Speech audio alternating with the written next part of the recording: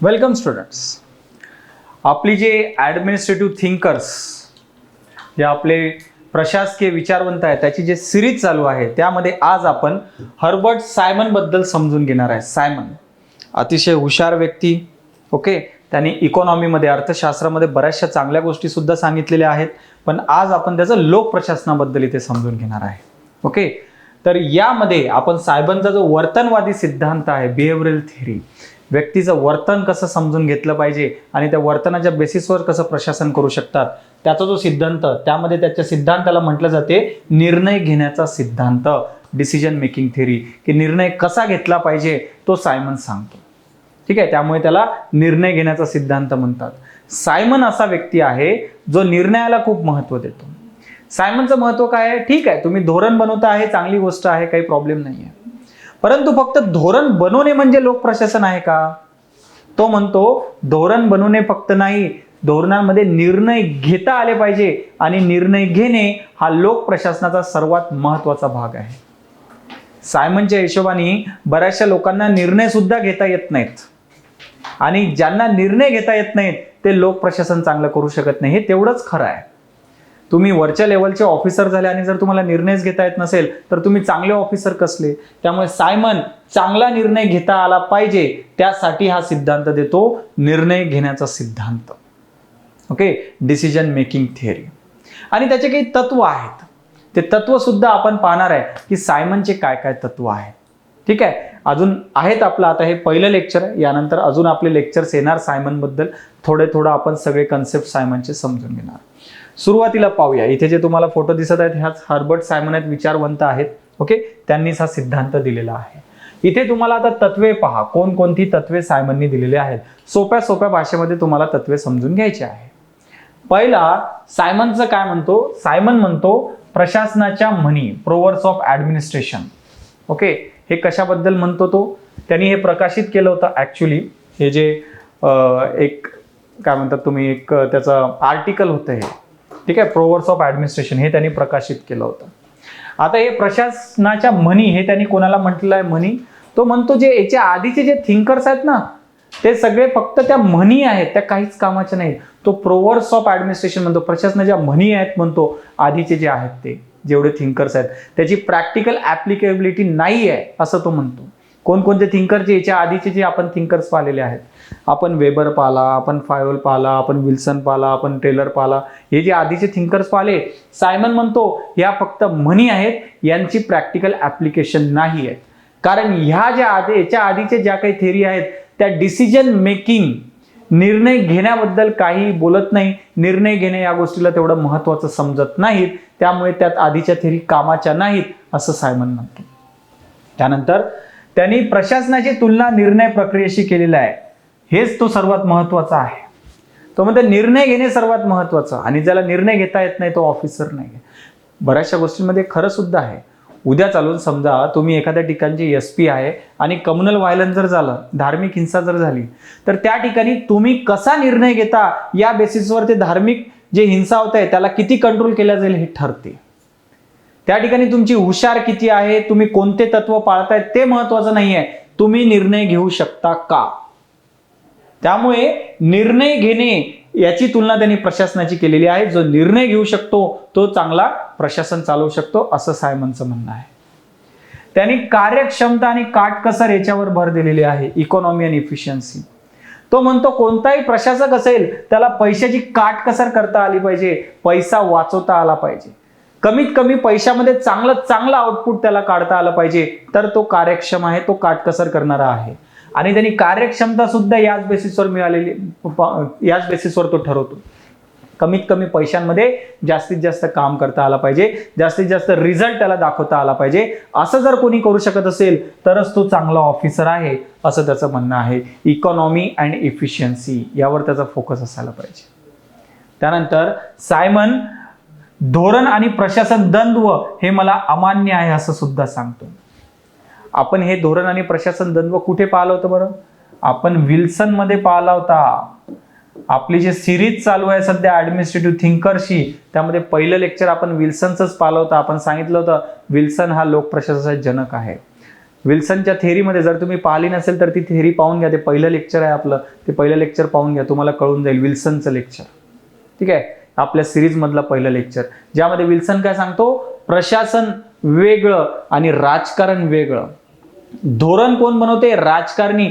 जे अंमलबजावणी कोण करते धोरणांची, प्रशासक. हे दोन्हीही वेगवेगळे असं विल्सन सांगतो. सायमनचं म्हणणं आहे हे काही बरोबर नाही आहे. प्रशासक सुद्धा धोरण बनवतात, त्यामुळे हे जे द्वंद्व आहे हे द्वंद्व योग्य नाही. आणि पहा तुम्ही, आज तशी सिच्युएशन आहे.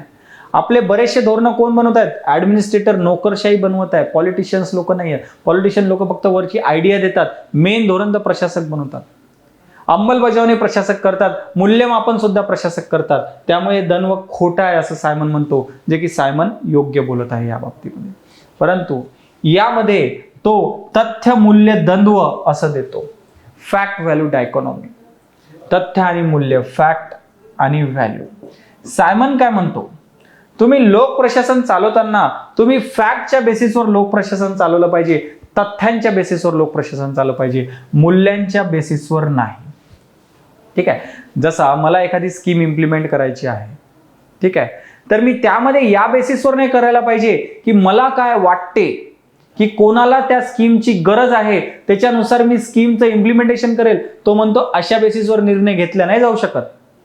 त्याचं म्हणणं आहे निर्णय घेतला पाहिजे तथ्याच्या बेसिसवर, फॅक्टच्या बेसिसवर. फॅक्ट, तथ्य इम्पॉर्टंट आहे. तुम्ही या गोष्टींवर घेतला पाहिजे की बाबा आतापर्यंत कोणाला जास्त फायदा मिळाला, कोणाला नाही मिळाला, कोणत्या गावामध्ये मिळाला, कोणत्या गावामध्ये नाही मिळाला, कोणत्या गावामध्ये किंवा कोणत्या ठिकाणी किती गरीब लोक आहेत, किती दुर्बल घटक आहेत, ओके, त्यांना किती प्रमाणात सुविधा मिळालेल्या आहेत. या तथ्यांच्या बेसिसवर तुम्ही ठरवलं पाहिजे की जे तुम्हाला जे बेनिफिट्स द्यायचे आहेत स्कीमचे, ते कोणाला द्यायचे आहेत आणि किती प्रमाणात द्यायचे आहेत. सायमन या बाबतीमध्ये खरं आहे. तुम्ही प्रत्येक गोष्टीमध्ये तुम्ही मूल्यांच्या बेसिसवर नाही चालू शकत, तुम्हाला तथ्यांच्या बेसिसवर चालावं लागते. ठीक आहे, की जर तुम्हाला जर ते जे मी सांगितलं की 2 गावामध्ये स्कीम इम्प्लिमेंट करायची असेल, कोणत्या गावामध्ये स्कीमचा फायदा झाला पाहिजे हे कशाच्या बेसिसवर ठरवणार तुम्ही, तथ्याच्या बेसिसवर. फक्त मूल्यांच्या बेसिसवर नाही, मला वाटते की या गावात गरज आहे म्हणून मी जावं असं नाही, मूल्य नाही, तथ्य. तो म्हणतो की मूल्य हे इरॅशनल असतात, कारण मूल्यांना तुम्ही व्याख्या करू शकत नाही व त्यांना मोजू शकत नाही. तथ्यांना मोजता येते, कारण डेटा आहे, रेकॉर्ड आहे. याच्यावर सुद्धा टीका होते बरं, मूल्य. कारण तुम्ही प्रशासनामधून पूर्णपणे मूल्य काढू शकतात का, तुम्ही प्रशासनामधून पूर्णपणे मूल्य काढू शकत नाही. हे नंतर सायमन ऍक्सेप्ट करतो सुद्धा, ते आपण पाहू याच्या नेक्स्ट लेक्चरमध्ये. सायमन कशा प्रकारे ते ऍक्सेप्ट करतो की मूल्य सुद्धा प्रशासनामध्ये लागतात. ओके, आणि तो ते नाइलाजास्तव ऍक्सेप्ट करतो, ते सुद्धा मी सांगेल की तो नाइलाजास्तव का ऍक्सेप्ट करतो. परंतु त्याचं काय म्हणणं आहे, शक्य असेल तितकं फक्त तथ्याच्या बेसिसवर निर्णय घेतला गेले पाहिजे प्रशासनावर, मूल्याच्या बेसिसवर घ्यायला नको. त्यानंतर तो म्हणतो स्वीकृतीचं क्षेत्र, हा एक कन्सेप्ट तो देतो. त्याला म्हणतात area of acceptance. Okay, region of acceptance, स्वीकृतीचं क्षेत्र. ओके, तो वेगवेगळं क्षेत्र आहे म्हणतो. ओके, आता कसं कसं क्षेत्र आहे, थिअरी ऑफ ऍक्सेप्टन्स म्हणजे काय, एरिया ऑफ ऍक्सेप्टन्स किंवा स्वीकृतीचं क्षेत्र. ठीक आहे, याच्यानुसार तो काय म्हणतो की जर मला एखाद्या ज्युनियरला जर ऑर्डर द्यायची असेल तर ज्युनियर माझी ऑर्डर नाकारू सुद्धा शकतो, ज्युनियर माझी ऑर्डरला निग्लेक्ट सुद्धा करू शकतो, किंवा ज्युनियर माझी ऑर्डर ऍक्सेप्ट पण करू शकतो, स्वीकारू पण शकतो. हा ऍज अ बॉस हे माझं काम आहे हे ठरवणं की बाबा ज्युनियरला मी कशा प्रकारे ऑर्डर दिली तर ज्युनियर माझं ऑर्डर ऐकेल, आणि ज्या बाबतीमध्ये मी ऑर्डर दिली तर ज्युनियर ऐकेल, त्याला तो म्हणतो स्वीकृतीचं क्षेत्र.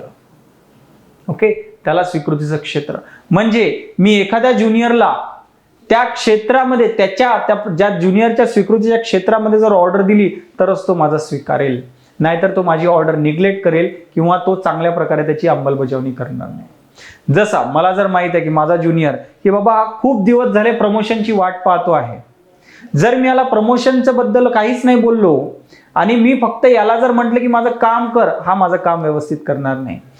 तो त्याचं स्वीकृतीचं क्षेत्र कधी वाढवेल माझ्यासाठी, जर मी त्याचं प्रमोशन बद्दल बोललो तर. लक्षात येतं, प्रॅक्टिकली सांगत आहे स्वीकृतीचं क्षेत्र काय असते ते.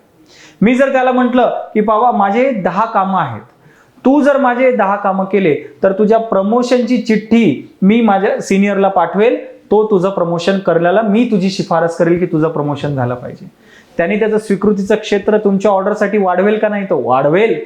तो म्हणेल नाही, माझा बॉस जो आहे माझी शिफारस देणार आहे, याचे 10चे 10 कामं मी करणार, 10चे 10 ऑर्डर मी फॉलो करणार, सगळेच्या सगळे स्वीकारणार. का? कारण हा माझ्या प्रमोशन बद्दल बोलणार आहे. तर माझ्या ज्युनियर बद्दल त्याच्या अशा प्रकारे कोणतं स्वीकृतीचं क्षेत्र आहे हे मला जर समजलं तरच मी काम करू शकतो. आणि प्रत्येकाचं आपलं एक स्वीकृतीचं क्षेत्र असते, हे त्या बॉसला समजून घेणं आवश्यक असते. लक्षात आलं? पहा किती चांगल्या गोष्टी आपल्याला इथे सायमन सांगून देतो. आणि खरा ऍडमिनिस्ट्रेटर तोच असतो ज्याला आपल्या ज्युनियरचं स्वीकृतीचं क्षेत्र कळते. नाही तर बराच वेळ ऑफिसर फक्त ऑर्डर देतात, ज्युनियर लोक ते फॉलो करतच नाहीत. ओके, तुमचे सबऑर्डिनेट ते फॉलो करणारच नाहीत आणि तुमचे जे कोणते तुमचे आयडिया असतील, तुमचं धोरण असेल, ते सगळं फेल होऊन जाते. त्यामुळे ज्युनियरला बरोबर त्यांच्या स्वीकृतीच्या क्षेत्रात कशा ऑर्डर द्यायच्या ते इथे बॉसला कळायला पाहिजे, ते ऍडमिनिस्ट्रेटरला कळायला पाहिजे. हे सुद्धा सायमन सांगतो. किती चांगल्या गोष्टी सांगितलेल्या आहेत पहा सायमननी. सायमन निर्णयाची प्रक्रिया सुद्धा सांगतो पहा. तो म्हणतो निर्णय प्रक्रियामध्ये 3 स्टेप असतात. पहिलं तो म्हणतो बौद्धिक कृती, त्यानंतर रचना कृती आणि त्याच्यानंतर निवड कृती, अशा 3 कृती तो सांगतो. ओके, त्याचं म्हणणं आहे बौद्धिक कृती. आता याला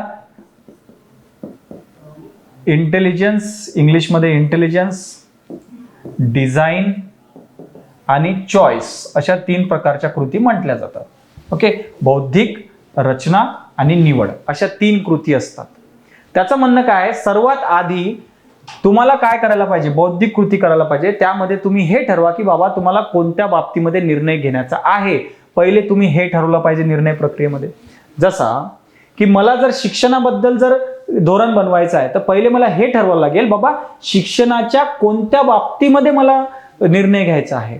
मला प्राथमिक शिक्षणाबद्दल निर्णय घ्यायचा आहे, मला माध्यमिक शिक्षणाबद्दल निर्णय घ्यायचा आहे, का मला उच्च शिक्षणाबद्दल निर्णय घ्यायचा आहे. पहिले मला हे ठरवावं लागेल ना. हे ठरवणे म्हणजे आहे बौद्धिक कृती. निर्णय कशाबद्दल घ्यायचा ते पहिले ठरवा. की मला शाळेंची कमी आहे याबद्दल निर्णय घ्यायचा आहे, हे झाली माझी बौद्धिक कृती. हे मला सर्वात आधी ठरवावं लागेल, मला निर्णय कशाबद्दल घ्यायचा आहे. चला मी आता ठरवलं, माझी बौद्धिक कृती मी पूर्ण केली की मला शाळेंच्या कमी पडत आहे माझ्या राज्यामध्ये, त्याबद्दल मला निर्णय घ्यायचा आहे.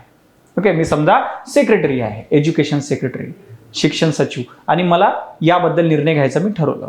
मग पुढची कृती मला करायची आहे रचना कृती. यामध्ये मी काय करणार, रचना कृतीमध्ये कोणकोणत्या पद्धतीने मी जी शाळेंची कमी ते पूर्ण करू शकतो याचे मी वेगवेगळे अल्टरनेटिव्ह काढून ठेवेल. की माझ्याकडे एक अल्टरनेटिव्ह आहे की बाबा मी सरकारी शाळा खूप जास्त बांधेल. दुसरा माझ्याकडे अल्टरनेटिव्ह आहे की मी प्रायव्हेट सेक्टरला सांगेल की बाबा तुम्ही शाळा बांधा. तिसरा माझ्याकडे आहे की मी गव्हर्नमेंट आणि प्रायव्हेट सेक्टर सोबत मिळून पब्लिक प्रायव्हेट पार्टनरशिप PPP मॉडेलनी शाळा जास्त बांधेल.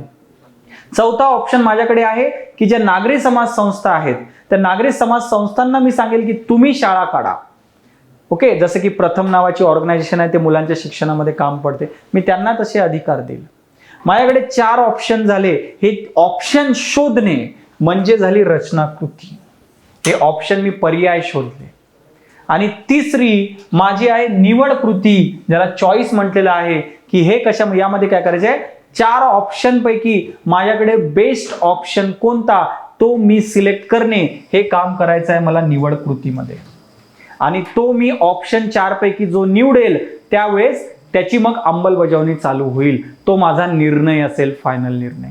त्यामुळे निर्णय फक्त एक स्टेप नसतो, पहिले निर्णय कुठे घ्यायचा ते ठरवता आलं पाहिजे.